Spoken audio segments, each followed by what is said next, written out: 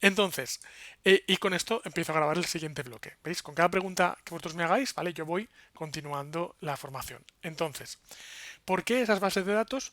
Por nada en particular. Es decir, vamos a ver. Está claro que dentro de bases de datos, a día de hoy podríamos agruparlas en bases de datos de tipo SQL y en bases de datos de tipo no SQL, que originalmente quería decir que eran no SQL, pero luego relajaron un poco el término y pasaron a decir que es not only SQL, ¿vale? Que son bases de datos que no tienen por qué estar basadas en SQL, sino que pueden estar basadas en otros tipos de gestión de la información, gestión documental, por archivos o lo que sea. Realmente, ¿por qué esas bases de datos y no otras? Realmente Python se puede conectar con cualquier base de datos prácticamente. Me dan igual estas bases de datos que cualquier otra. Realmente lo que me importa es esto, ese concepto. Lo que me importa es el concepto de persistencia, porque también te digo que he puesto archivos como una categoría aparte de base de datos, cuando podríamos argumentar, y aquí podríamos entrar en un debate filosófico informático de qué es una base de datos o qué no lo es.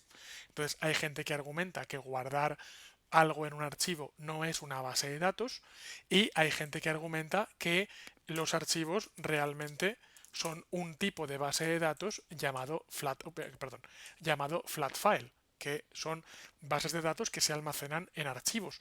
De la misma forma que técnicamente SQLite guarda la información en un archivo estructurado, eso sí, y de la misma forma que MySQL al final, aunque tiene un sistema de gestión de base de datos por encima, pero al final guarda la información en X archivitos en el disco duro. O sea que al final hay archivos. Por eso digo que tampoco es mi intención iniciar un debate acerca de, por supuesto, en ningún caso está cerrado a estas bases de datos, pero sobre todo lo que quería un poco dejar claro de cara a importancia es que no quiero dar un curso en el que cuando arrancamos un programa y lo cerremos, toda la información que ha gestionado ese programa se pierda, sino que también ese programa sea capaz de persistir, que es el concepto que para mí es importante, ¿vale? Que toda la información que maneje ese programa, tanto de entrada como de salida, es decir,